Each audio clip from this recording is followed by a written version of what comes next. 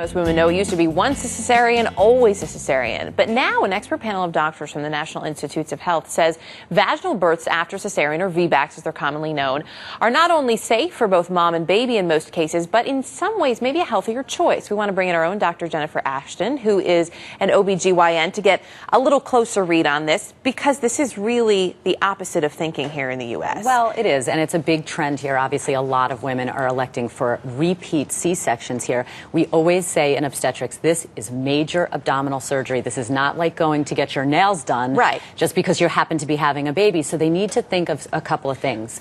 You know, basically, Erica, if you are having twins, for example, or triplets, that's probably not the best person to try for a vaginal delivery. Certainly over twins, you don't want to do that. If there are any issues with labor, so labor stops, we call it failure to progress. You get to a certain point, you don't dilate anymore, or if you get to fully dilated and you can't push the baby out.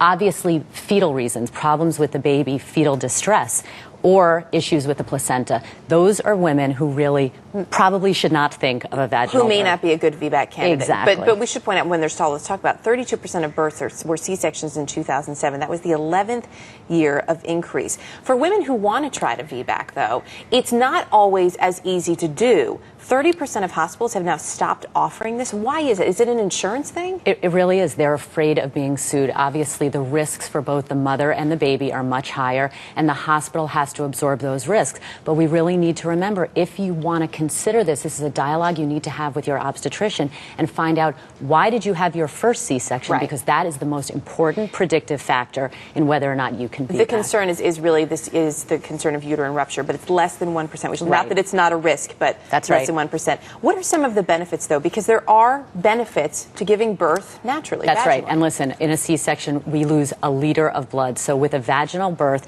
you have a much lower risk of blood loss. You have a lower risk of infection. That's both within the uterus and within the skin. And obviously, you can avoid another scar both on the uterus and in your skin. So if you can avoid another major operation, that's probably a good thing. Real quickly, in like 10 seconds, if you can tell me. But there's also a benefit to the baby to travel through the birth canal. That's right. The vaginal birth prepares the baby for life. There's theory that it squeezes some of the water out of the baby's lungs. So again, usually C-section's a little riskier for the mom. Vaginal births may be a little riskier for the baby. This is not an easy decision. You have to have this conversation with your doctor. And not a change we're going to see overnight, but definitely some good things to talk about with your doctor. Jen, always good to have you here. You Thank too. you.